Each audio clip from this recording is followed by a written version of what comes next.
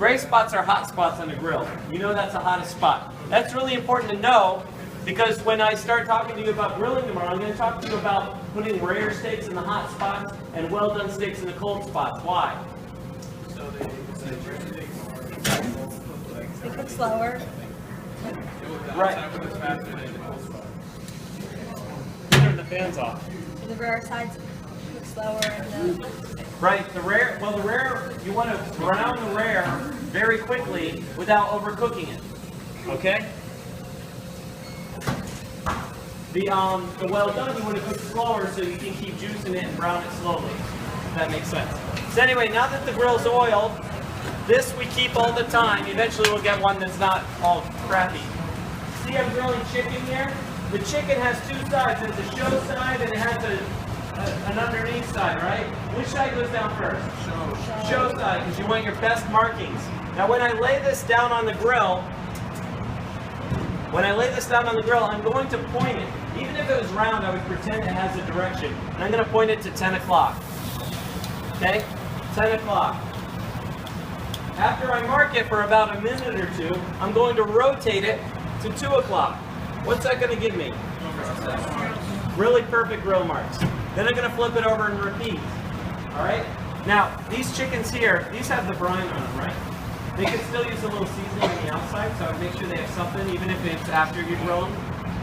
We're going to mark grill. If you have something that sticks to the grill even after oiling it, what do you need to get out of your knife kits? Yes, your fish spatula, which is really good at scraping this.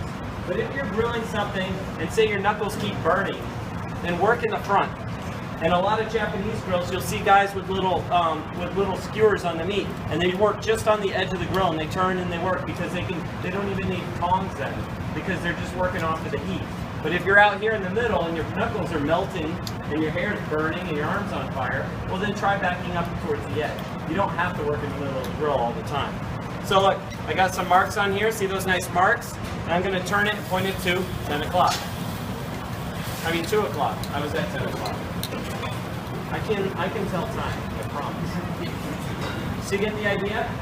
Alright, we're going to turn this, mark it, and we'll get it to 165 because that's poultry. Now if it's a pork chop, thin pork chops are pretty easy. Pork chops don't have to be cooked well done. That's trichinosis is something in the past. So you can do pork chops to order. Medium well, or whatever. Even medium rare. With that said, whenever you cook a steak to order to temperature for the customer, what do you need on your menu? Consumer advisory, because you're not cooking it to 145, which is the FDA recommended temperature. It's the same thing with eggs over easy and stuff in restaurants. You do sunny side up eggs for your customers, you need a consumer advisory to warn them of the effects of an undercooked raw egg yolk. Get me? Okay. So I'm going to turn this bad boy now. You can see those nice marks, right? Ooh. All right. So that's how it works. Any questions?